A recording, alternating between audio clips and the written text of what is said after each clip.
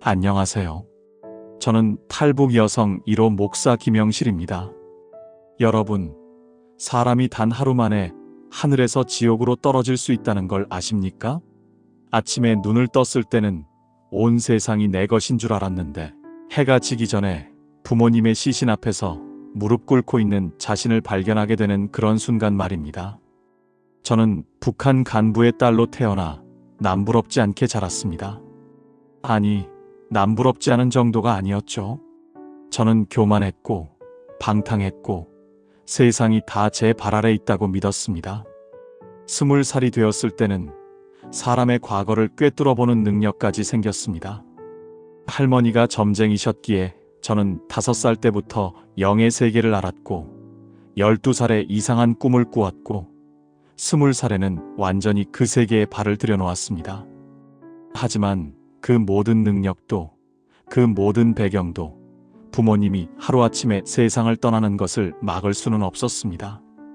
제가 지금부터 들려드릴 이야기는 한 편의 영화보다 더 극적이고 어떤 소설보다 더 믿기 어려운 이야기입니다. 하지만 이것은 제가 직접 겪은 일이고 지금도 매일 밤 꿈에서 되살아나는 기억들입니다. 저는 북한을 탈출하면서 7번 잡혔고 7번 풀려났습니다.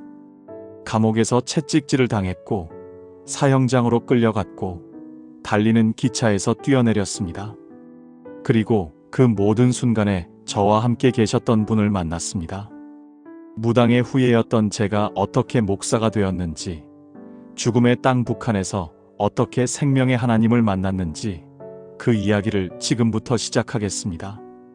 제 이야기를 끝까지 들어주십시오. 이것은 단순한 탈북 이야기가 아닙니다. 이것은 한 영혼이 어둠에서 빛으로, 죽음에서 생명으로 건너온 여정입니다. 그리고 이 이야기 속에는 지금도 어둠 속에서 신음하고 있는 2,500만 북한 동포들을 향한 하나님의 심장이 뛰고 있습니다. 자, 이제 시작하겠습니다. 영실아, 저 사람 봐봐. 어떤 사람이니? 할머니의 목소리가 들렸습니다. 저는 그때 겨우 5살이었습니다. 저는 북한 함경북도의 한 마을에서 태어났습니다. 아버지는 당 간부였고 우리 집은 마을에서 가장 큰 집이었습니다. 다른 사람들이 겨우 입에 풀칠을 하며 살아갈 때 우리 집 식탁에는 늘 고기가 올라왔습니다. 제가 입는 옷도 신는 신발도 모두가 부러워하는 것들이었습니다. 하지만 우리 집에는 특별한 비밀이 하나 있었습니다. 바로 할머니였습니다. 할머니는 점쟁이였습니다. 북한에서는 미신을 철저히 금지했지만 사람들은 여전히 할머니를 찾아왔습니다. 밤이 되면 뒷문으로 조용히 들어와 할머니 방에서 속삭이는 사람들. 그들은 자신의 미래를 알고 싶어 했고 죽은 이들과 말하고 싶어 했고 병을 고치고 싶어 했습니다. 저는 그런 할머니의 곁에서 자랐습니다. 영실아, 이리 와. 할머니가 가르쳐 줄 게 있다. 할머니는 자주 저를 불러 이상한 것들을 가르쳤습니다. 어떻게 손금을 보는지, 어떻게 얼굴을 보고 사람의 운명을 읽는지, 어떻게 영들과 교감하는지. 처음에는 무서웠습니다. 하지만 점점 익숙해졌고 나중에는 제 자신도 그런 능력을 갖게 되었습니다. 12살 되던 해, 저는 평생 잊을 수 없는 꿈을 꾸었습니다. 꿈속에서 저는 한 번도 본 적 없는 아름다운 곳에 서 있었습니다. 온 세상이 꽃으로 가득했습니다. 크고 작은 꽃들이 서로 자신의 아름다움을 뽐내듯 활짝 피어 있었습니다. 그것은 마치 하나님께 영광을 돌리기 위해 존재하는 것 같았습니다. 북한에서는 한 번도 볼 수 없었던 광경이었습니다. 그리고 꿈속에서 한 어르신이 나타났습니다. 그분은 제게 활짝 웃으며 손을 내밀었습니다. 세상에서 한 번도 그렇게 환하게 웃어주는 사람을 본 적이 없었습니다. 그분은 제 손을 잡고 어딘가로 저를 이끌었습니다. 그곳에는 높은 단이 있었고 그 앞에는 붉은 천이 양쪽으로 깔려 있었습니다. 저는 그것이 무엇인지 몰랐습니다. 북한에서는 그런 것을 본 적이 없었으니까요. 나중에 알고 보니 그것은 교회의 강단이었고 붉은 천은 예배당 통로에 깔린 카펫이었습니다. 꿈속에서 그 어르신이 말했습니다. 기도해라. 기도? 저는 그때 26살이었지만 기도라는 단어를 처음 들었습니다. 기도가 무엇인지 어떻게 하는 것인지 전혀 몰랐습니다. 하지만 제가 아는 것이라곤 할머니가 신에게 비는 모습밖에 없었습니다. 그래서 저는 얼른 손을 모았습니다. 비나이다, 비나이다. 정성껏 손을 모으고 절을 했습니다. 그 순간 하나님께서 제 손을 잡아주셨습니다. 저는 그때 뭔가 엄청난 일이 일어나고 있다는 것을 느꼈습니다. 그런데 꿈은 거기서 끝나지 않았습니다. 제가 절을 하고 있던 그 붉은 천이 갑자기 2개의 나무로 변했습니다. 그리고 그 나무들이 십자가 모양을 이루었습니다. 저는 십자가가 무엇인지 몰랐습니다. 북한에서 십자가를 볼 수 있는 곳은 없었으니까요. 꿈에서 깨어난 후 저는 한참을 멍하니 앉아 있었습니다. 내 이성으로도 내가 아는 영적 지식으로도 그 꿈을 해석할 수가 없었습니다. 할머니에게 배운 점쟁이의 해몽 방법으로도 풀리지 않았습니다. 언젠가는 풀릴 거야. 저는 그 꿈을 마음속 깊이 간직했습니다. 그리고 그것이 제 인생의 어떤 큰 전환점이 될 거라는 예감이 들었습니다. 하지만 그때의 저는 여전히 교만했습니다. 20살이 되자 저는 사람만 보면 그 사람의 과거가 보이기 시작했습니다. 처음 만난 사람이라도 제 입에서는 그 사람의 지나온 일들이 술술 나왔습니다. 사람들은 놀라워했고 두려워했고 저를 찾아왔습니다. 저는 그 능력이 자랑스러웠습니다. 할머니보다 더 뛰어난 능력을 가진 것 같았습니다. 사람들이 제 말 한마디에 울고 웃는 것을 보면서 저는 점점 더 교만해졌습니다. 게다가 저는 간부의 딸이었습니다. 북한에서 배경이 있다는 것은 곧 권력이었습니다. 저는 아무도 무서울 것이 없었습니다. 20살부터 술과 담배를 시작했고 남자들과 어울려 다녔고 세상 무서울 것 없이 살았습니다. 영실이는 정말 당돌하네. 사람들은 제 뒤에서 수군거렸지만 저는 신경 쓰지 않았습니다. 오히려 더 거칠게 살았습니다. 제 마음대로 세상을 살 수 있다고 생각했습니다. 그때의 저는 정말 무지했습니다. 제가 가진 모든 것, 부모님도, 재산도, 능력도 한순간에 사라질 수 있다는 것을 몰랐습니다. 그리고 그 한순간이 정말로 찾아왔습니다. 1994년부터 북한의 고난이 시작되었습니다. 사람들은 그것을 고난의 행군이라고 불렀습니다. 배급이 끊기고 사람들이 굶어 죽기 시작했습니다. 아침에 이야기를 나누던 이웃이 저녁에는 시체가 되어 있었습니다. 간부 집안이었던 우리도 예외는 아니었습니다. 배급이 몇 년씩 지연되었고 우리 집 식탁에도 점점 음식이 사라지기 시작했습니다. 그러던 1997년 2월의 어느 날이었습니다. 영실아. 누군가 울부짖는 소리에 저는 잠에서 깼습니다. 집 밖이 시끄러웠습니다. 뭔가 큰일이 일어난 것 같았습니다. 저는 급히 밖으로 나갔습니다. 그리고 그날 제 인생은 완전히 바뀌었습니다. 부모님이 사고로 돌아가신 것입니다. 저는 부모님의 시신 앞에서 무릎을 꿇었습니다. 아니, 무릎이 저절로 꿇어졌습니다. 제가 그렇게 믿었던 영적 능력도 할머니에게 배운 모든 것도 부모님의 죽음을 막을 수 없었습니다. 안 돼. 안 돼. 저는 울부짖었습니다. 하지만 부모님은 차갑게 식어가고 있었습니다. 그날부터 저는 부모님을 살릴 방법을 찾기 시작했습니다. 아니, 이미 돌아가신 분들을 어떻게 살려요? 저는 정신이 나가 있었던 것 같습니다. 누군가 중국에 가면 좋은 약이 있다고 했습니다. 저는 그 말을 믿었습니다. 중국에 가자. 거기 가면 부모님을 살릴 수 있어. 지푸라기라도 잡는 심정이었습니다. 저는 압록강을 건너기로 결심했습니다. 그리고 그것이 제 인생의 또 다른 시작이 될 줄은 꿈에도 몰랐습니다. 압록강의 얼음은 생각보다 단단했습니다. 한밤중이었습니다. 2월의 추위는 뼈를 애는 듯 했지만 저는 그것조차 느낄 수 없었습니다. 부모님을 잃은 충격이 너무 컸기 때문입니다. 조심해서 건너. 함께 강을 건너는 사람들이 속삭였습니다. 우리는 4명이었습니다. 모두 살기 위해, 가족을 살리기 위해 목숨을 걸고 이 강을 건너는 사람들이었습니다. 강을 건너는 데는 그리 오래 걸리지 않았습니다. 중국 땅에 발을 딛는 순간 저는 안도의 한숨을 내쉬었습니다. 이제 괜찮아. 약을 구해서 돌아가면. 하지만 그 생각이 끝나기도 전에 밝은 불빛이 저를 비췄습니다. 거기서 중국 공안이었습니다. 제 심장이 멎는 것 같았습니다. 강을 건넌 지 채 10분도 되지 않아 붙잡힌 것입니다. 다른 사람들은 어둠 속으로 도망쳤지만 저는 얼어붙은 듯 서 있었습니다. 신분증 내놔.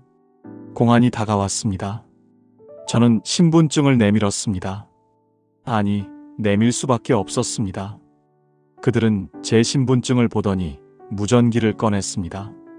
그리고 다음 날 새벽 저는 다시 북한으로 넘겨졌습니다. 중국 땅을 밟은 지 하루도 되지 않아서였습니다. 북한 국경 초소에서 저는 심한 취조를 받았습니다. 인연이 감히 조국을 배신해? 군인이 고함을 쳤습니다. 저는 고개를 숙인 채 아무 말도 하지 못했습니다. 하지만 이상한 일이 벌어졌습니다.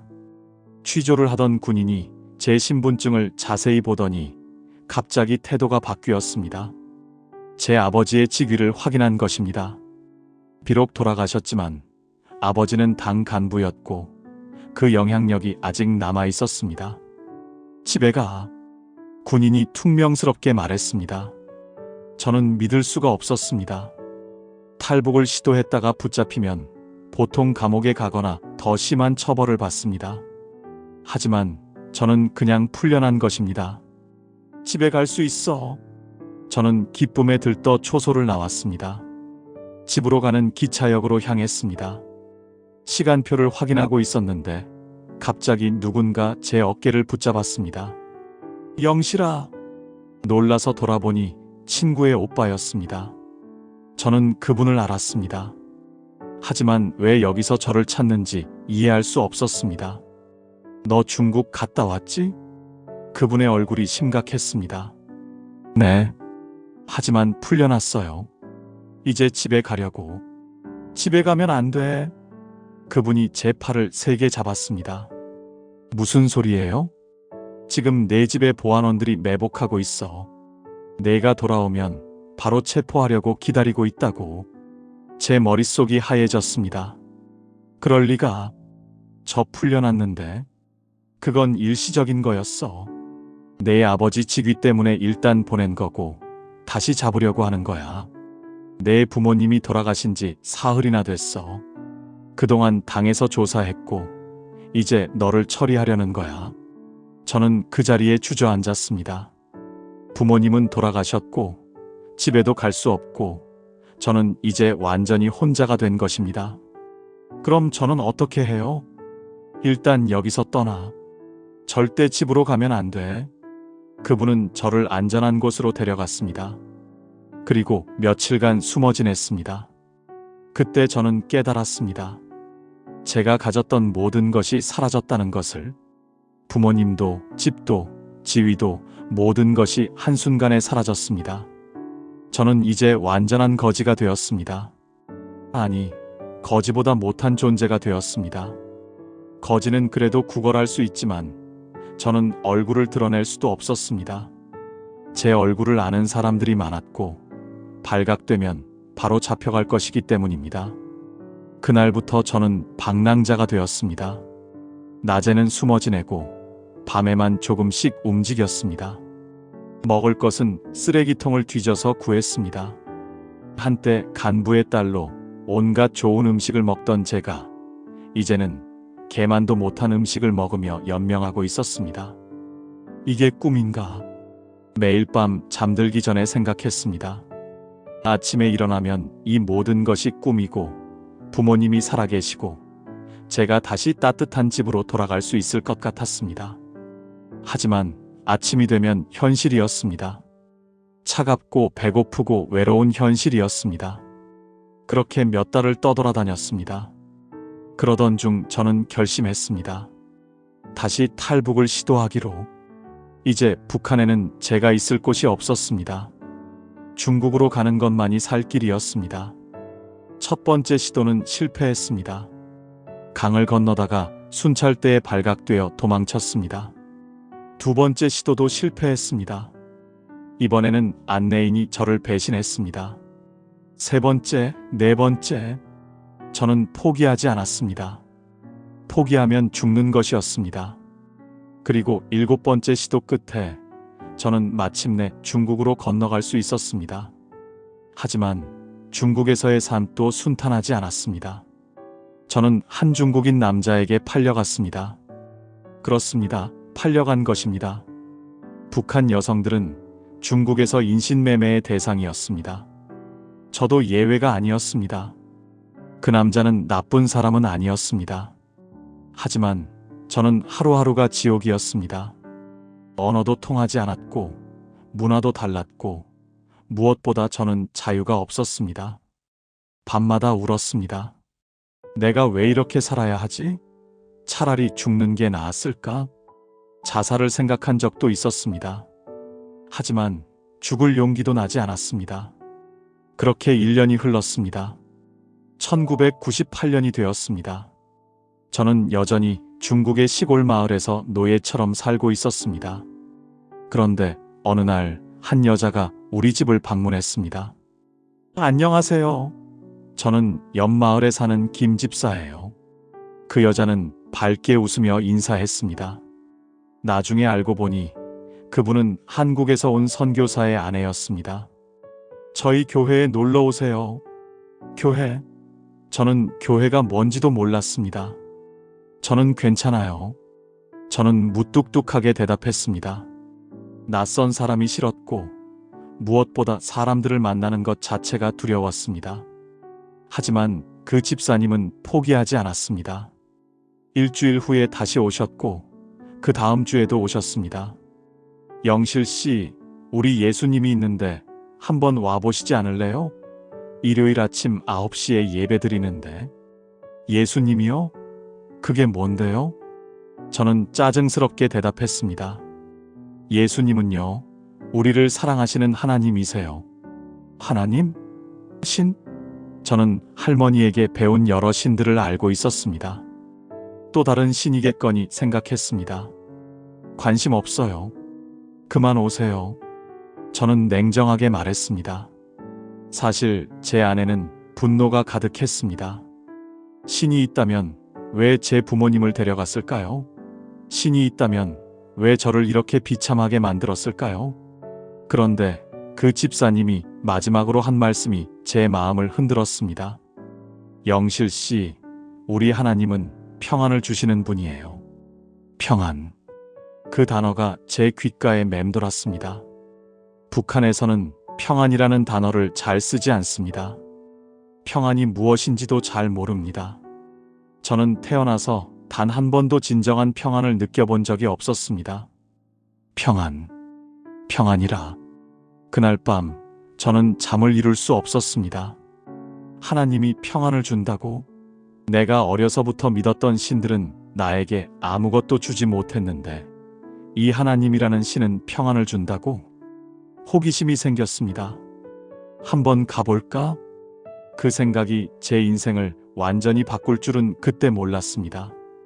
1998년 12월에 어느 일요일 아침이었습니다. 저는 몰래 집을 나섰습니다. 남편에게 시장 간다고 거짓말을 하고 교회로 향했습니다. 사실 교회가 어디 있는지도 잘 몰랐지만 그 집사님이 알려준 방향으로 걸어갔습니다. 작은 시골 교회였습니다. 건물도 초라했고 사람도 많지 않았습니다. 하지만 제가 문을 열고 들어서는 순간 모든 것이 멈췄습니다. 강단, 붉은 천이 깔린 통로, 그리고 그 앞에 서 있는 십자가. 이건 내가 꿈에서 본 거야. 제 다리가 후들거렸습니다. 12살 때 꾸었던 그 꿈, 26년을 살면서 한 번도 이해하지 못했던 그 꿈의 장면이 제 눈앞에 펼쳐진 것입니다. 저도 모르게 무릎이 꿇어졌습니다. 말이 나오지 않았습니다. 눈물만 흘러내렸습니다. 그때 성령님이 제 등을 밀었습니다. 정말입니다.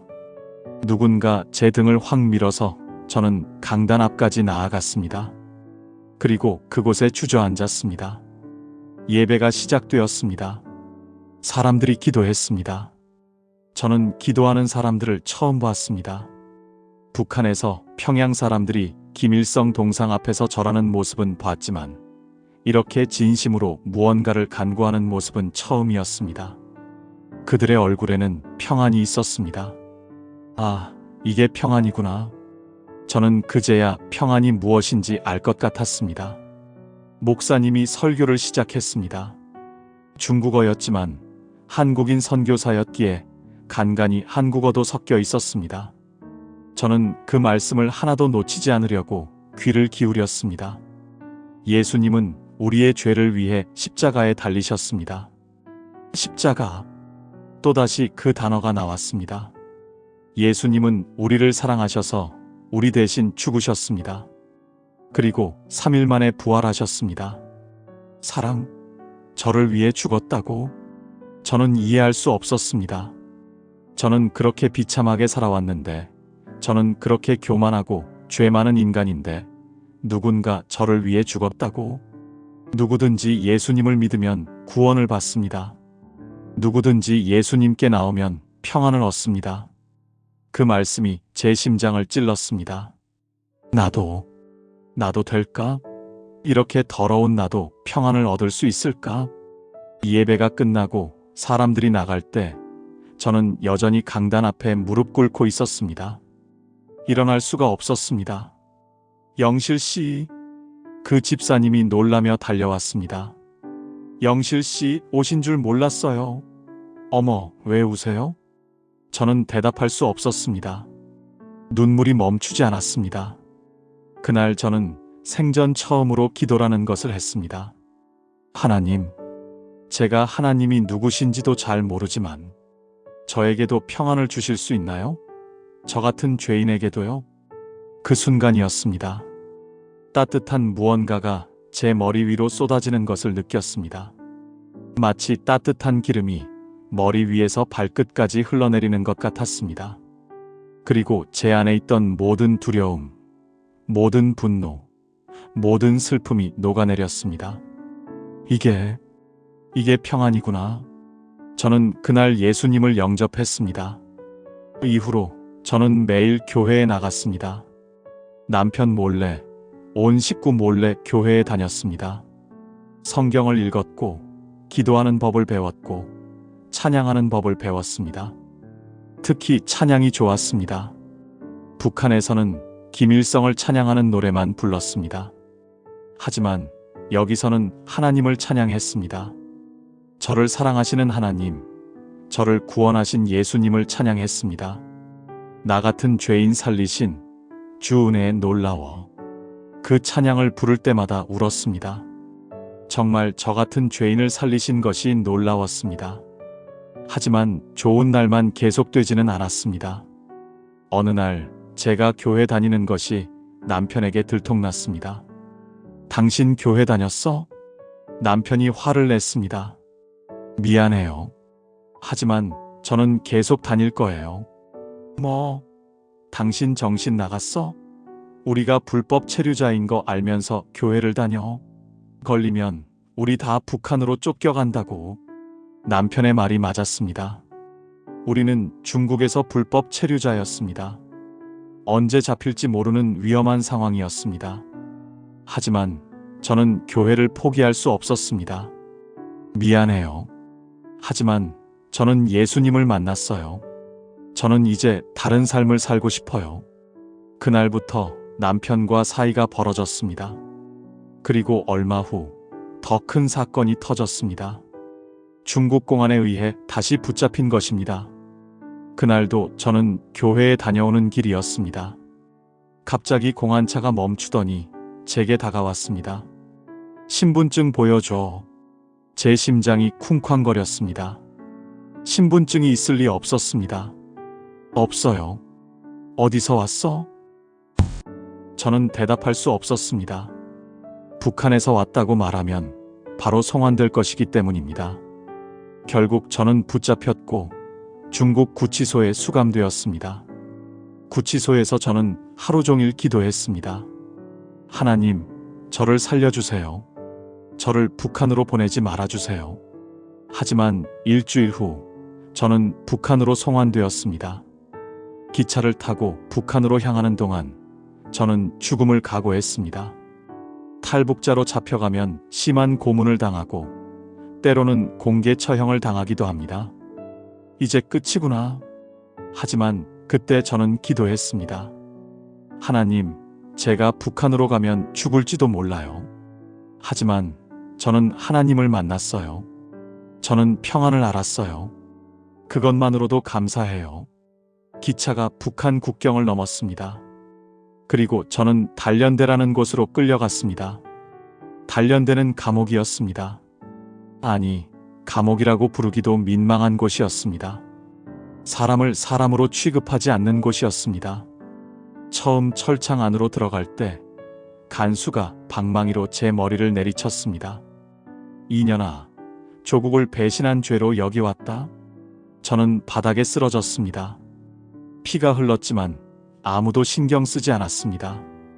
감방 안에는 수십 명의 여자들이 있었습니다. 모두 탈북을 시도했다가 붙잡힌 사람들이었습니다. 그들의 눈에는 생기가 없었습니다. 마치 이미 죽은 사람들 같았습니다. 나도 저렇게 되는 건가? 두려움이 밀려왔습니다. 하지만 그때 말씀이 들려왔습니다.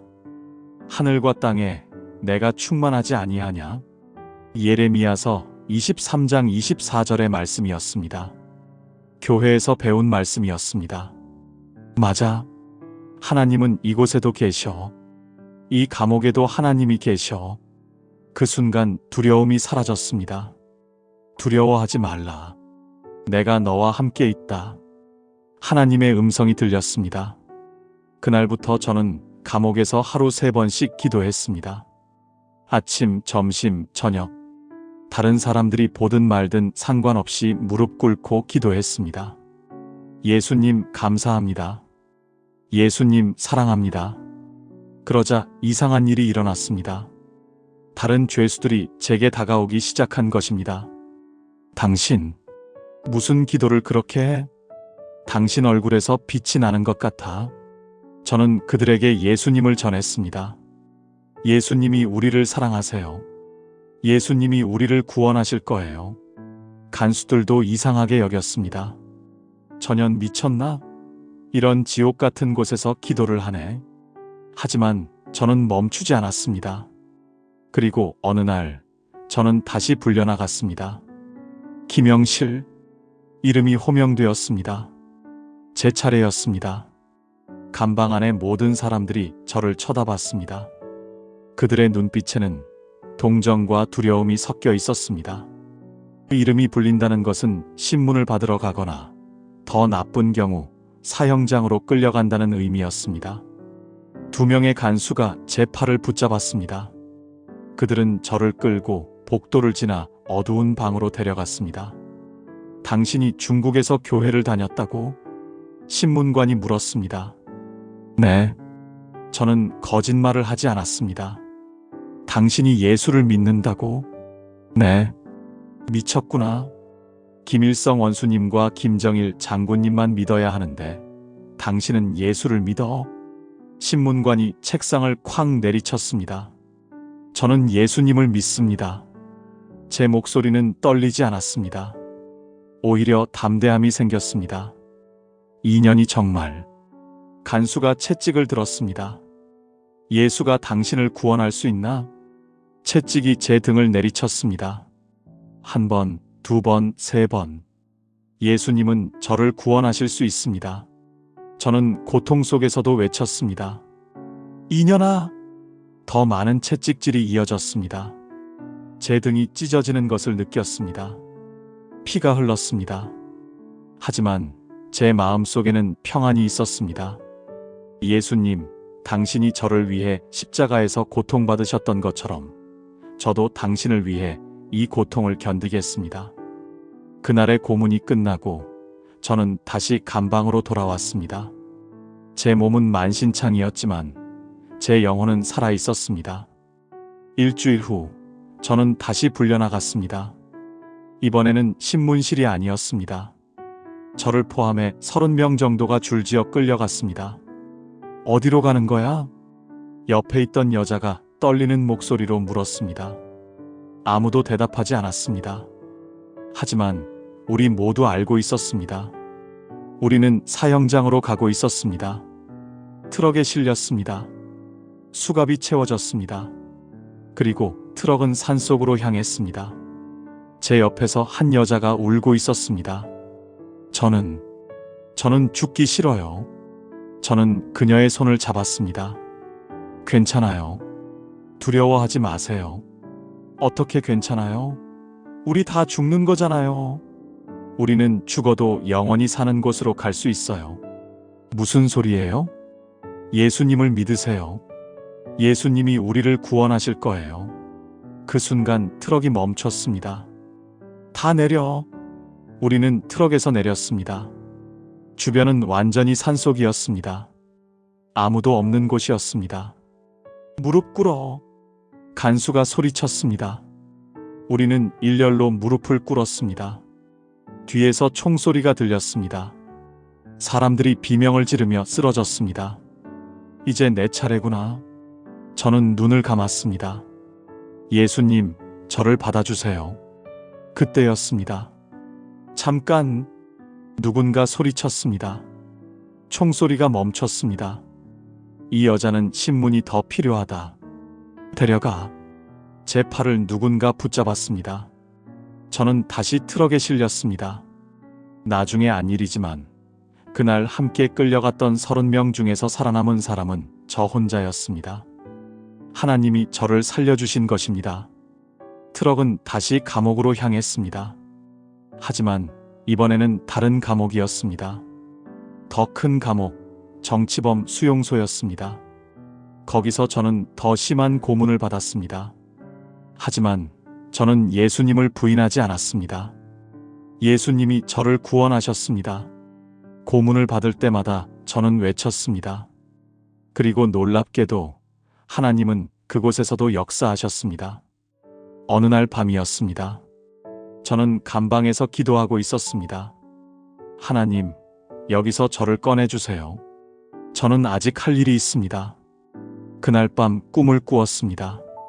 천사가 나타나 감옥 문을 열어주는 꿈이었습니다. 베드로가 감옥에서 풀려났던 것처럼요. 다음 날 아침 정말로 기적이 일어났습니다. 김영실 나와. 간수가 저를 불렀습니다. 석방이다. 네. 무슨? 질문하지 말고 나가. 저는 믿을 수가 없었습니다. 하지만 정말로 저는 풀려났습니다. 나중에 알고 보니 제가 출석했던 중국의 그 교회 성도들이 밤낮으로 기도했다고 합니다. 그리고 어떻게든 뇌물을 써서 저를 빼내려고 노력했다고 합니다. 하지만 저는 그것보다 하나님의 손길이 더 크게 작용했다고 믿습니다. 감옥에서 나온 저는 바로 집으로 가지 않았습니다. 집에 가면 다시 감시를 받을 것이기 때문입니다. 저는 다시 탈북을 시도했습니다. 이번에는 좀 더 신중했습니다. 안내인을 통해 안전한 경로를 알아냈고 폭설이 내리는 날을 기다렸습니다.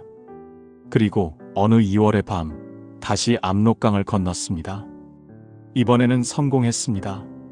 중국 땅에 발을 디딘 순간 저는 무릎을 꿇고 기도했습니다. 하나님 감사합니다. 저를 살려주셔서 감사합니다. 밤하늘에는 별들이 총총히 빛나고 있었습니다. 북한에서 볼 때와 똑같은 별이었지만 이제는 다르게 보였습니다. 저 별들을 만드신 하나님이 저와 함께 계신다는 것을 알게 되었으니까요. 저는 다시 그 교회로 갔습니다. 그 작은 시골 교회, 제가 처음 예수님을 만났던 곳으로요. 교회 문을 열고 들어서는 순간 기도회가 한창이었습니다. 그런데 놀랍게도 그들이 기도하는 내용은 바로 저에 관한 것이었습니다. 하나님, 영실 자매를 지켜주세요. 북한에서 살려주세요. 다시 만날 수 있게 해주세요. 김 집사님의 목소리였습니다. 그분은 울면서 기도하고 계셨습니다. 저는 그 자리에서 더 이상 참을 수 없었습니다. 집사님, 제 목소리에 모든 사람들이 돌아봤습니다. 영실 씨, 영실 씨. 김 집사님이 달려와 저를 껴안았습니다. 다른 성도들도 몰려왔습니다.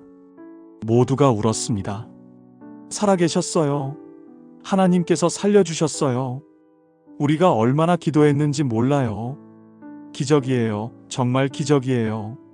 저는 그들의 품에 안겨 한참을 울었습니다. 이것이 교회구나.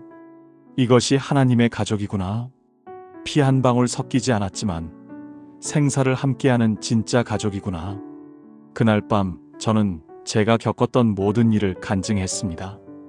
감옥에서의 고문, 사형장으로 끌려갔던 일, 기적적으로 풀려난 일, 그리고 다시 탈북에 성공한 일까지. 하나님께서 저를 살려주셨습니다. 제가 할 일이 남아있기 때문입니다. 목사님이 제 손을 잡으시며 말씀하셨습니다.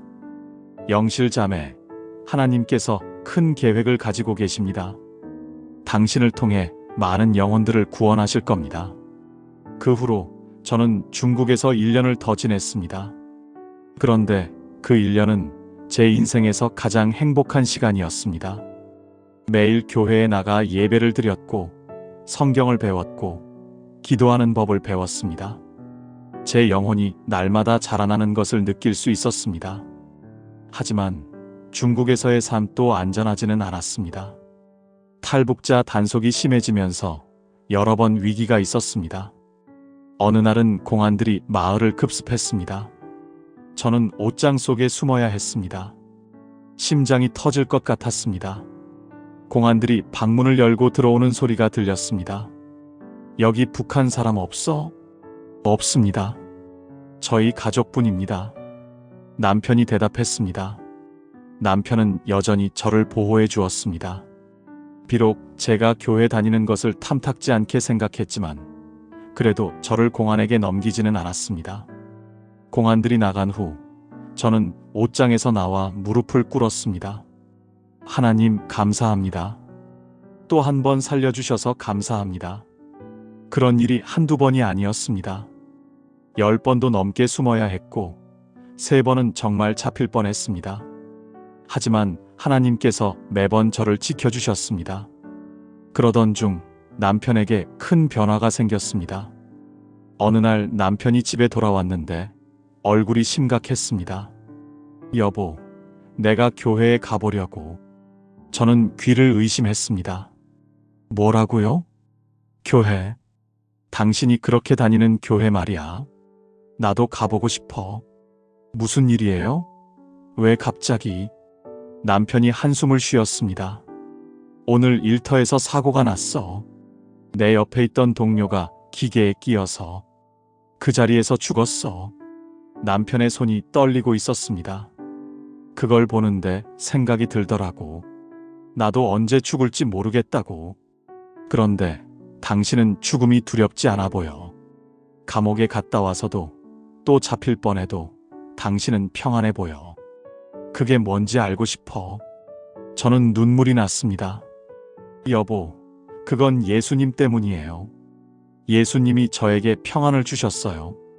그럼 나도 그 평안을 가질 수 있을까? 물론이죠. 다음 주일 남편은 저와 함께 교회에 나갔습니다. 그리고 그날 남편도 예수님을 영접했습니다. 하나님, 저 같은 죄인도 받아주세요. 남편이 강단 앞에서 무릎 꿇고 기도하는 것을 보면서 저는 하나님께 감사했습니다. 제가 그렇게 기도했던 것이 응답된 것입니다. 그 후로 우리 부부는 함께 신앙생활을 했습니다. 매주 함께 교회에 나갔고 함께 기도했고 함께 찬양했습니다. 그러던 2000년 어느 날이었습니다. 한국에서 온 선교사님이 교회에 오셨습니다. 큰 교회를 담임하시는 분이셨는데 중국의 탈북자들을 돕기 위해 자주 오신다고 했습니다. 예배 후에 그 선교사님이 저를 따로 부르셨습니다. 영실 자매님, 한국에 가실 생각은 없으세요? 한국이요? 네. 여기서는 계속 위험하잖아요. 언제 잡힐지 모르고. 한국에 가시면 안전하게 신앙생활 하실 수 있어요. 저는 고민이 되었습니다. 한국? 남한? 그곳은 제게 꿈의 나라였습니다. 자유가 있고, 종교의 자유가 있고, 무엇보다 안전한 곳이었습니다. 하지만 어떻게 가요? 돈도 없고. 제가 도와드릴게요. 브로커 비용도 제가 대겠습니다. 대신 한국에 가셔서 신학을 공부하세요. 신학요? 네. 하나님께서 당신을 목사로 부르신 것 같아요. 당신의 간증을 들으면서 확신했어요. 당신은 목사가 되어야 해요. 목사? 저 같은 사람이 목사라니? 하지만 그날 밤 기도하면서 하나님께 물었을 때 하나님은 분명히 대답하셨습니다. 한국으로 가라. 내가 너를 준비시킬 것이다. 저는 남편과 상의했습니다. 여보, 나 한국 가려고 해. 그래, 가. 남편이 선뜻 대답했습니다. 나는 안 가도 돼요? 나는 여기 남을게. 내가 먼저 가면 너를 보낼 돈이 없잖아. 나는 여기서 돈을 벌고 너는 한국 가서 먼저 정착해. 그리고 나중에 나를 데려가. 남편의 눈에 눈물이 고였습니다. 미안해, 여보. 내가 더 일찍 예수님을 믿었으면 우리가 이렇게 헤어지지 않아도 됐을 텐데. 아니에요. 이게 하나님의 계획이에요. 우리는 그날 밤 함께 기도했습니다. 하나님, 우리를 인도해 주세요. 다시 만날 수 있게 해주세요. 2000년 5월, 저는 한국행을 결심했습니다. 하지만 한국으로 가는 길은 생각보다 훨씬 험난했습니다. 중국에서 한국으로 바로 갈 수는 없었습니다. 중국 정부가 탈북자들을 북한으로 송환하기 때문입니다. 그래서 우리는 다른 경로를 택해야 했습니다. 중국에서 몽골로, 몽골에서 한국으로. 그것이 유일한 길이었습니다. 선교사님이 소개해준 브로커를 만났습니다. 각오하세요. 쉽지 않을 겁니다. 브로커의 첫 마디였습니다. 괜찮아요. 저는 이미 7번 죽을 고비를 넘겼어요. 그래도 이번이 제일 힘들 거예요. 중국과 몽골 사이에 있는 고비 사막을 넘어야 하거든요. 고비 사막. 그 이름만 들어도 무서웠습니다. 세계에서 가장 큰 사막 중 하나라고 했습니다. 얼마나 걸려요? 운이 좋으면 사흘, 나쁘면. 글쎄요, 그냥 기도하세요. 2000년 5월 15일, 저는 13명의 다른 탈북자들과 함께 여정을 시작했습니다. 트럭 짐칸에 숨어서 출발했습니다. 숨도 제대로 쉴 수 없을 만큼 비좁았습니다. 13명이 화물 사이에 꽁꽁 숨어 있었습니다. 절대 소리내지 마세요. 검문소를 통과할 때까지는 숨도 크게 쉬면 안 돼요. 브로커가 경고했습니다. 첫 번째 검문소를 통과했습니다. 군인들이 트럭을 조사했지만 다행히 우리를 발견하지 못했습니다. 두 번째, 세 번째 검문소도 무사히 통과했습니다. 하나님 감사합니다. 저는 마음속으로 계속 기도했습니다. 하루가 지나고 이틀이 지났습니다. 우리는 물 한 모금, 밥 한 술 먹지 못했습니다. 화장실도 갈 수 없었습니다. 그저 참는 수밖에 없었습니다. 셋째 날, 드디어 트럭이 멈췄습니다. 다 왔어요. 이제 여기서 내려서 사막을 걸어야 해요. 브로커가 짐칸을 열었습니다. 햇빛이 눈을 찔렀습니다. 사흘 동안 어둠 속에 있었던 우리는 눈을 뜨기가 힘들었습니다. 밖으로 나오니 끝없는 사막이 펼쳐져 있었습니다. 저기 보이는 산맥 너머가 몽골이에요. 걸어서 가야 해요. 얼마나 걸어요? 이틀 정도요. 밤에만 걸어야 해요. 낮에는 더워서 못 걸어요. 이틀, 물도 없이, 제대로 된 음식도 없이 사막을 이틀 동안 걸어야 한다니. 하지만 돌아갈 수는 없었습니다.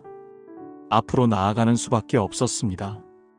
해가 지고 밤이 되자 우리는 걷기 시작했습니다. 사막의 밤은 상상 이상으로 추웠습니다. 낮에는 40도가 넘는다고 했는데 밤에는 영하로 떨어졌습니다. 자꾸 걸으세요. 멈추면 얼어 죽어요. 브로커가 계속 재촉했습니다. 하지만 걷는 것이 쉽지 않았습니다. 모래는 발을 빨아들였고 추위는 뼈를 애는 듯 했습니다. 1시간, 2시간, 3시간. 어느덧 자정이 넘었습니다. 일행 중 한 할머니가 주저앉았습니다. 못 가겠어. 여기서 죽을래? 할머니 일어나세요. 조금만 더 가면 돼요. 젊은 남자가 할머니를 일으켰습니다. 아니야. 난 이제 못 가. 할머니의 목소리가 점점 작아졌습니다. 저는 할머니 옆에 무릎을 꿇었습니다. 할머니, 우리 기도해요. 하나님께서 힘을 주실 거예요. 기도? 기도가 뭐야? 할머니, 저 따라 하세요. 하나님, 저를 살려주세요. 하나님, 저를 살려주세요. 할머니가 떨리는 목소리로 따라했습니다. 그 순간 신기한 일이 일어났습니다. 할머니가 일어선 것입니다. 이상해. 힘이 나네. 하나님께서 힘을 주신 거예요. 자, 가요. 우리는 다시 걷기 시작했습니다. 첫날 밤이 지나고 낮이 되었습니다. 우리는 바위 그늘에 숨어서 쉬었습니다. 하지만 더위가 너무 심해서 잠을 잘 수가 없었습니다. 물이 떨어졌습니다. 브로커가 준 물 한 병을 13명이 나눠 마셨는데 그것도 다 떨어진 것입니다.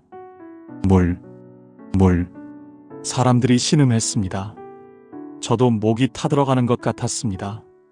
입술이 갈라졌고 혀가 부어올랐습니다. 하나님, 물을 주세요. 저는 기도할 힘도 없었습니다. 그런데 그때였습니다. 저기 봐요. 한 청년이 소리쳤습니다. 저 멀리 무언가가 반짝이고 있었습니다. 물이에요. 물. 우리는 비틀거리며 그곳으로 향했습니다. 정말로 작은 샘이 있었습니다. 사막 한가운데 샘이 있었던 것입니다. 하나님, 감사합니다. 우리는 샘물을 마시며 울었습니다.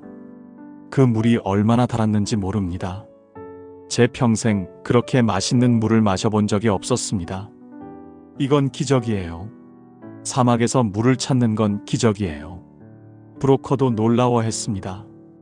우리는 그곳에서 힘을 회복하고 다시 밤을 기다렸습니다.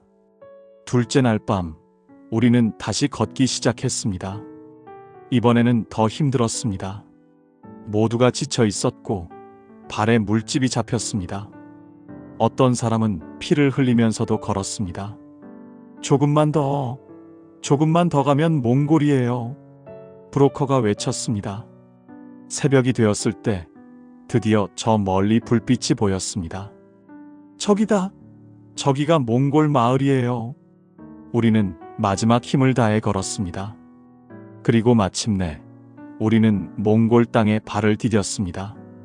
해냈어요. 우리 해냈어요. 사람들이 서로를 껴안고 울었습니다. 저도 그 자리에 무릎을 꿇고 기도했습니다. 하나님, 감사합니다. 또 한 번 살려주셔서 감사합니다. 하지만 여정은 아직 끝나지 않았습니다. 몽골 마을에서 우리는 다시 숨어 지냈습니다. 몽골도 안전한 곳은 아니었습니다. 중국의 압력으로 탈북자들을 다시 중국으로 보내는 경우가 있었기 때문입니다. 일주일을 기다렸습니다. 그리고 드디어 연락이 왔습니다. 한국 대사관에서 연락이 왔어요. 내일 아침 대사관으로 가세요. 다음 날 아침 우리는 한국 대사관으로 향했습니다. 대사관 문 앞에 섰을 때 제 가슴이 터질 것 같았습니다. 저 문 너머에는 자유가 있었습니다. 저 문 너머에는 희망이 있었습니다. 문이 열렸습니다. 어서 오세요. 고생하셨습니다. 한국 영사님이 우리를 맞아주셨습니다.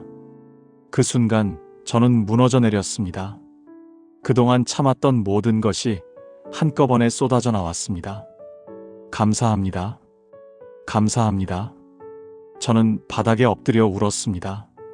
대사관에서 2주일을 지냈습니다. 신원 확인과 서류 작업을 하는 시간이었습니다.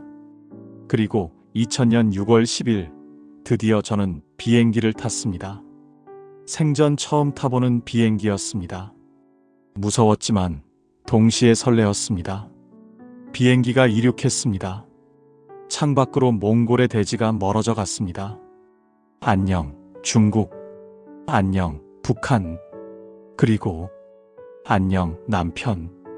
저는 중국에 남겨둔 남편을 생각했습니다. 언젠가 다시 만날 수 있을까요? 비행기는 3시간을 날았습니다. 그리고 기내 안내방송이 나왔습니다. 곧 인천국제공항에 도착하겠습니다. 인천, 한국, 대한민국. 제 가슴이 뛰었습니다. 비행기가 착륙했습니다. 문이 열렸습니다. 저는 천천히 일어나 비행기에서 내렸습니다. 그리고 한국 땅을 밟는 순간, 으악! 저는 그 자리에 주저앉아 울부짖었습니다. 하나님, 감사합니다. 정말 감사합니다. 주변 사람들이 놀라서 쳐다봤지만 저는 신경 쓰지 않았습니다. 제가 정말 한국에 왔어요. 공항 직원들이 달려와 저를 일으켰습니다. 괜찮으세요? 네, 괜찮아요. 너무 좋아서. 그래요. 저는 눈물을 닦으며 일어났습니다. 그렇게 저는 한국에 도착했습니다. 1997년 2월에 북한을 떠난 지 3년 4개월 만이었습니다. 부모님을 잃고 집을 잃고 모든 것을 잃었던 제가 이제 자유의 땅에 서 있었습니다. 7번 죽을 고비를 넘기고 감옥과 고문과 사형장을 거쳐 사막과 추위와 굶주림을 이겨내고 마침내 저는 살아남았습니다. 아니, 하나님께서 저를 살려주신 것입니다. 하나님, 이제 제가 무엇을 해야 하나요? 왜 저를 여기까지 인도하신 거죠? 그 질문에 대한 답은 곧 알게 될 것이었습니다. 인천공항에서 저는 다른 탈북자들과 함께 버스에 올랐습니다. 어디로 가는 거예요? 저는 옆에 앉은 여자에게 물었습니다. 하나원이요. 거기서 3달 동안 교육받아요. 하나원? 그게 뭔데요? 탈북자들이 한국 사회에 적응하도록 돕는 곳이래요. 버스는 2시간을 달렸습니다. 창밖으로 보이는 한국의 풍경은 놀라웠습니다. 높은 빌딩들, 깨끗한 도로, 많은 자동차들. 북한과는 완전히 다른 세상이었습니다. 정말 여기가 같은 나라 사람들이 사는 곳인가? 버스가 도착한 곳은 경기도 안성에 있는 하나원이었습니다. 여러분, 환영합니다.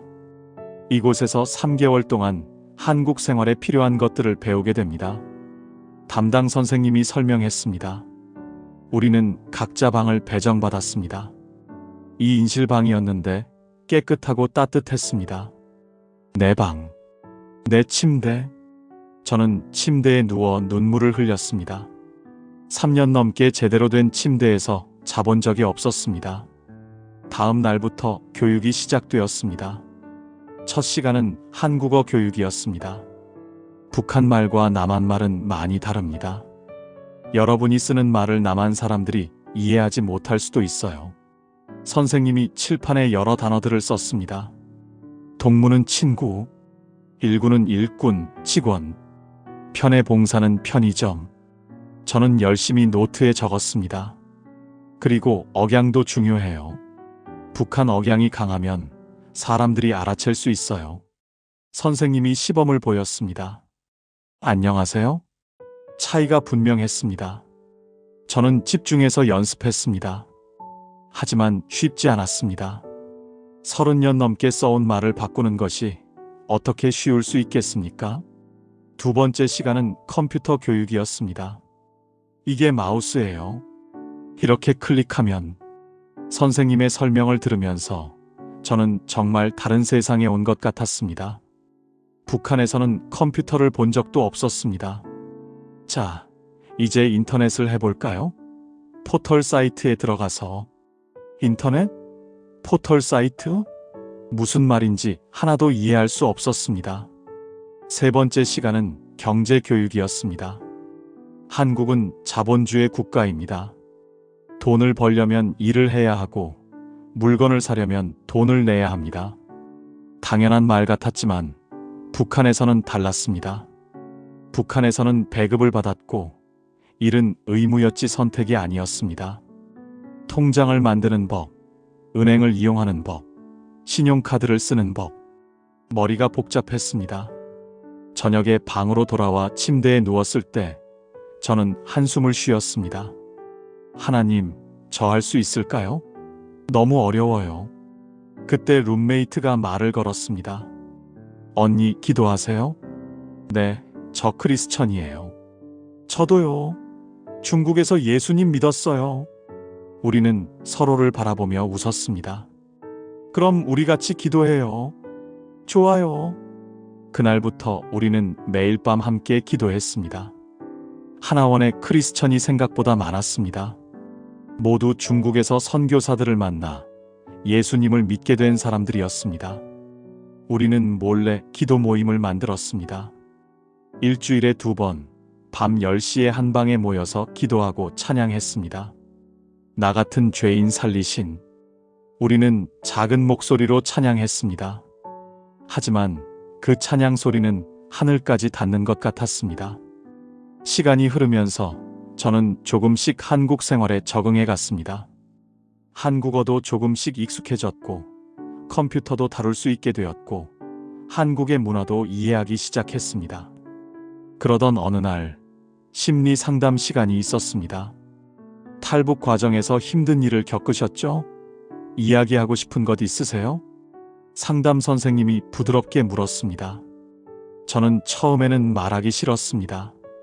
너무 아픈 기억들이었으니까요. 하지만 선생님이 기다려주셨고 저는 조금씩 입을 열었습니다. 부모님을 잃은 이야기, 거지가 되어 떠돌던 이야기, 7번 탈북을 시도한 이야기, 감옥에서 고문당한 이야기, 사형장으로 끌려갔던 이야기. 이야기를 하는 동안 눈물이 멈추지 않았습니다. 많이 힘드셨네요. 정말 많이 힘드셨어요. 선생님도 눈물을 흘리셨습니다. 하지만 이제는 안전해요.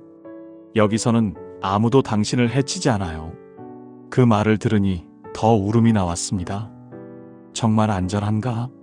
정말 이제 도망가지 않아도 되는가? 그날 밤 저는 처음으로 악몽 없이 잠을 잤습니다. 석 달이 빠르게 지나갔습니다. 수료식 날 우리는 수료증을 받았습니다. 축하합니다. 이제 여러분은 대한민국 국민입니다. 원장님의 말씀에 모두가 박수를 쳤습니다. 대한민국 국민. 나는 이제 대한민국 국민이다. 저는 수료증을 꼭 껴안았습니다. 수료 후 우리는 각자 정착지를 배정받았습니다. 김영실 씨, 경기도 포천시로 배정되셨습니다. 포천이요? 그게 어디예요? 서울에서 북쪽으로 1시간 반 정도 가면 나오는 도시예요. 작은 도시지만 살기 좋은 곳이에요. 저는 포천이 어디인지도 몰랐습니다. 하지만 중요하지 않았습니다. 하나님이 저를 그곳으로 인도하신다면 그곳이 제가 있어야 할 곳이었습니다. 2004년 9월 1일 저는 포천으로 향했습니다. 버스 안에서 창밖을 바라보면서 생각했습니다. 새로운 시작이다. 정말 새로운 시작이야. 포천에 도착했을 때 담당 공무원이 저를 기다리고 있었습니다. 어서 오세요. 제가 집까지 안내해 드릴게요. 그분이 저를 데려간 곳은 작은 원룸이었습니다. 여기가 당신이 살 곳이에요. 정부에서 2년 동안 지원해 드립니다. 문을 열고 들어갔습니다. 작은 방이었습니다. 5평 정도밖에 안 되는 공간이었습니다. 하지만 제게는 궁전처럼 보였습니다. 침대가 있었고, 책상이 있었고, 작은 부엌이 있었고, 화장실이 있었습니다. 내 집, 내 방. 저는 방 한가운데 서서 천천히 돌아봤습니다. 하나님, 감사합니다. 정말 감사합니다. 그날 밤, 저는 제 침대에서 처음으로 잠을 잤습니다. 다음 날 아침, 일요일이었습니다. 교회를 찾아야지. 저는 밖으로 나가 사람들에게 물었습니다.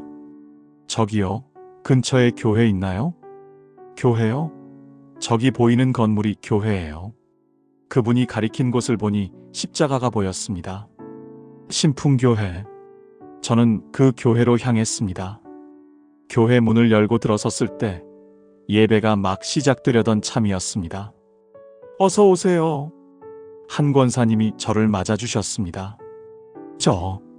저는 탈북자인데요. 어머, 어서 오세요. 환영해요. 권사님이 제 손을 잡았습니다. 그날 예배는 정말 은혜로웠습니다. 목사님의 설교 말씀이 제 마음에 꽂혔습니다. 하나님은 여러분을 사랑하십니다. 여러분이 어디서 왔든 무엇을 했든 하나님은 여러분을 자녀로 받아주십니다.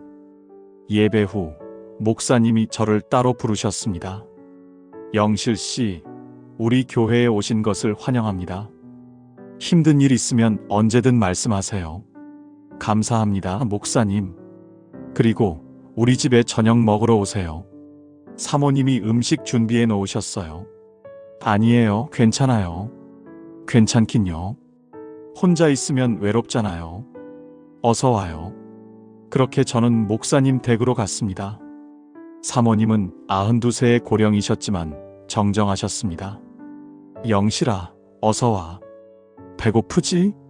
사모님이 저를 친딸처럼 대해주셨습니다. 식탁에는 음식이 가득했습니다. 3년 넘게 제대로 된 음식을 먹지 못했던 저는 눈물이 났습니다. 사모님, 이렇게 좋은 음식을. 됐고, 어서 먹어. 많이 먹어야 해. 그날 저는 정말 많이 먹었습니다. 그리고 많이 울었습니다. 우리 영실이 이제 우리 딸이야. 앞으로 자주 와. 목사님의 말씀에 저는 고개를 끄덕였습니다. 그날부터 저는 일주일에 서너 번 목사님 댁에 갔습니다. 밥을 먹고 이야기를 나누고 함께 기도했습니다. 목사님 부부는 제게 진짜 부모님처럼 대해주셨습니다. 영실아, 신학교에 가보는 게 어떻겠니? 어느 날 목사님이 말씀하셨습니다. 신학교요? 네. 너는 목사가 되어야 해. 하나님이 너를 부르셨어. 그 말씀이 제 인생을 또 한 번 바꿀 줄은 그때 몰랐습니다. 목사가 되라고요? 저는 목사님의 말씀을 제대로 들은 게 맞는지 다시 물었습니다. 그래, 너는 목사가 되어야 해. 내가 기도하면서 하나님께 확신을 받았어. 목사님의 눈빛이 진지했습니다. 하지만 목사님, 저는 학력도 없고 나이도 많고 게다가 탈북자인데 그런 건 문제가 안 돼. 하나님이 너를 부르셨으면 길을 여실 거야. 저는 그날 밤 잠을 이룰 수 없었습니다. 목사? 나 같은 사람이 목사가 될 수 있을까? 중국에서 선교사님도 같은 말씀을 하셨습니다. 그리고 이제 이 목사님도 같은 말씀을 하십니다. 하나님, 정말 저를 목사로 부르신 건가요? 저는 무릎을 꿇고 기도했습니다. 그날 밤 저는 꿈을 꾸었습니다. 꿈속에서 저는 강단에 서 있었습니다.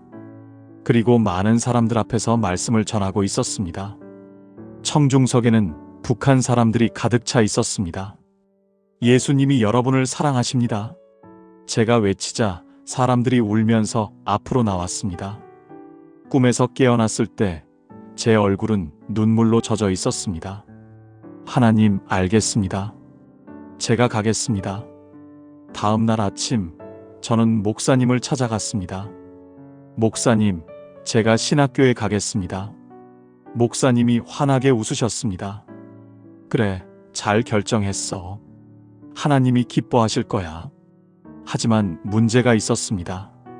신학교는 탈북자를 잘 받지 않았습니다.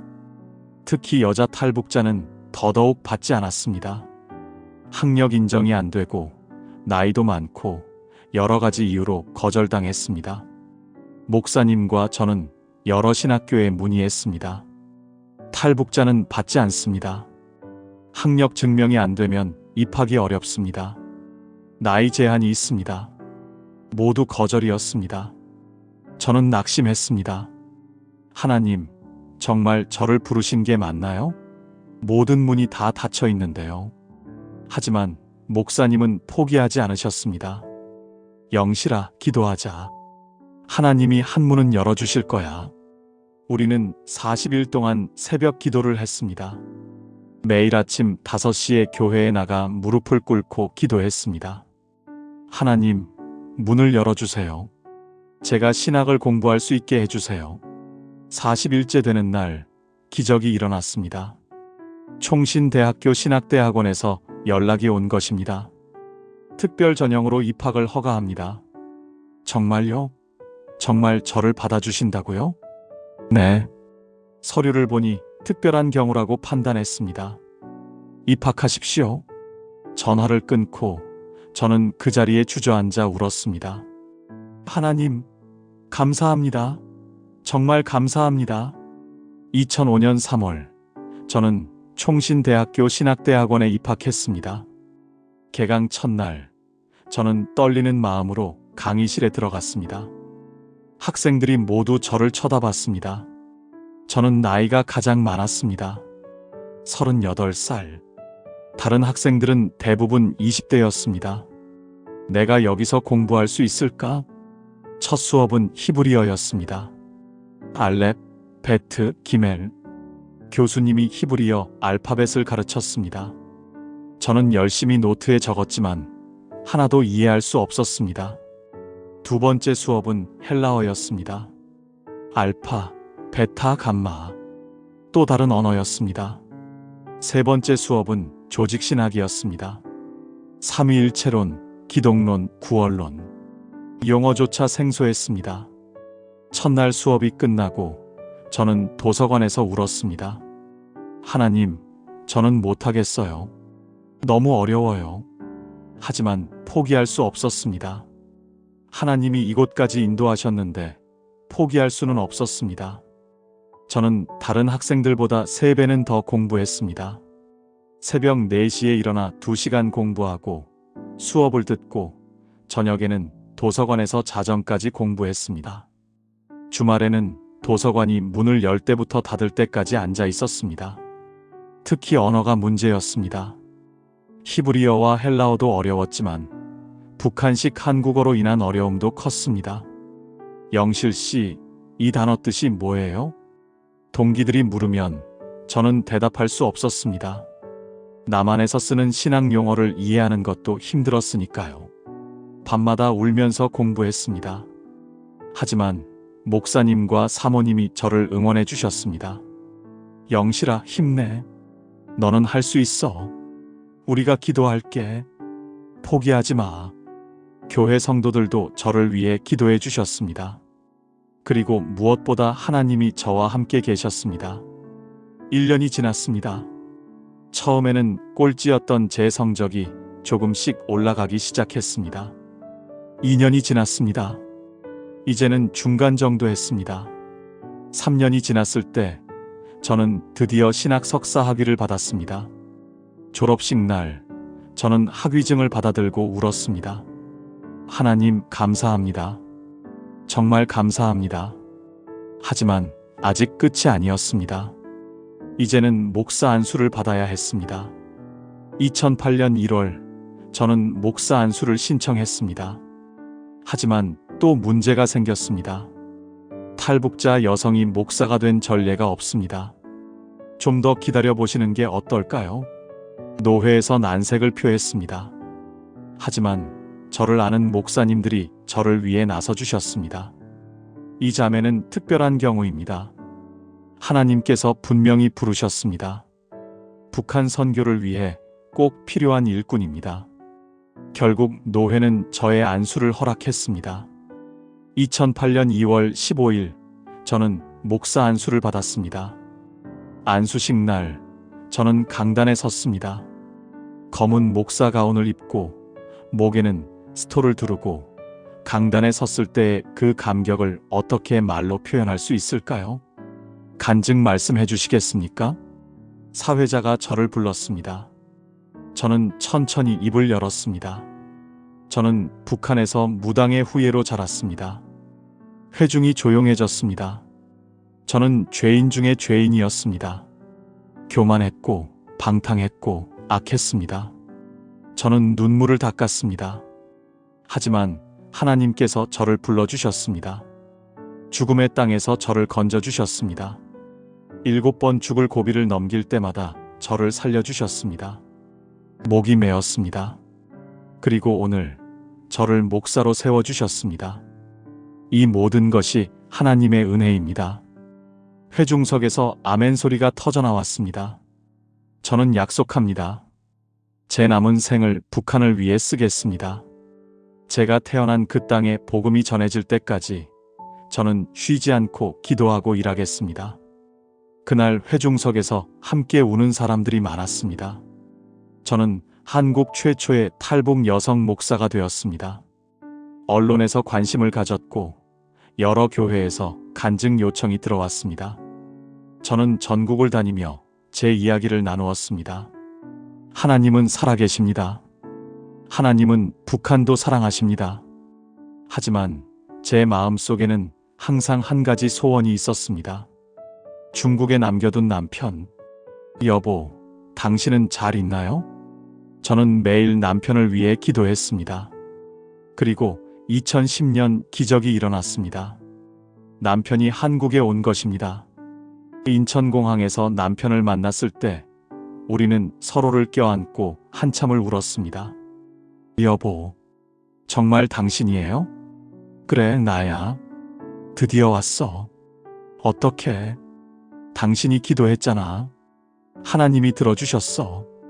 우리는 10년 만에 재회했습니다. 그리고 남편은 저의 든든한 동역자가 되었습니다. 2012년 하나님은 저에게 교회를 개척하라고 말씀하셨습니다. 사랑교회. 하나님이 주신 이름이었습니다. 저는 포천의 작은 교회를 개척했습니다. 처음에는 5명으로 시작했습니다. 저와 남편 그리고 3명의 탈북자였습니다. 목사님, 우리 같은 사람들도 하나님이 사랑하실까요? 한 청년이 물었습니다. 물론이에요. 하나님은 우리 모두를 사랑하세요. 교회는 조금씩 성장했습니다. 10명, 20명, 30명. 대부분 탈북자들이었습니다. 그들은 한국 사회에 적응하지 못해 힘들어했고 외로워했고 상처받았습니다. 저는 그들을 안아주었습니다. 괜찮아요. 우리에게는 하나님이 계세요. 그들과 함께 울고 함께 웃고 함께 기도했습니다. 그리고 지금 2025년 저는 여전히 이 사역을 하고 있습니다. 교회는 아직 작습니다. 건물도 초라합니다. 하지만 하나님의 사랑이 넘치는 곳입니다. 저는 매일 아침 일어나 북한을 위해 기도합니다. 하나님, 북한에 복음이 전해지게 해주세요. 통일이 속히 이루어지게 해주세요. 그리고 저는 탈북자들을 훈련합니다. 여러분, 우리는 준비해야 해요. 북한이 열릴 때를 위해서요. 우리가 선교사가 되어야 해요. 어떤 사람들은 묻습니다. 목사님, 북한이 정말 열릴까요? 열릴 거예요. 반드시 열릴 거예요. 하나님이 약속하셨어요. 저는 확신합니다. 제가 북한을 떠난 지 28년이 되었습니다. 그동안 많은 것이 변했습니다. 저는 무당의 후예에서 목사가 되었고 죽을 뻔한 죄인에서 하나님의 자녀가 되었습니다. 하지만 변하지 않은 것이 있습니다. 하나님의 사랑입니다. 그리고 북한을 향한 제 마음입니다. 저는 오늘도 기도합니다. 하나님, 저를 써주세요. 제 남은 생을 북한을 위해 쓰게 해주세요. 저처럼 어둠 속에서 방황하는 영혼들에게 빛을 비춰주세요. 여러분께 이 이야기를 들려드린 이유가 있습니다. 북한에는 지금도 2,500만 명의 제 동포들이 있습니다. 그들은 하나님을 모릅니다. 예수님을 모릅니다. 평안이 무엇인지 모릅니다. 제가 그랬던 것처럼요. 하지만 저는 믿습니다. 하나님이 그들을 사랑하신다는 것을, 하나님이 반드시 그 땅에 복음을 전하실 것이라는 것을, 그리고 그 일에 우리가 쓰임받을 것이라는 것을. 여러분, 북한을 위해 기도해 주세요.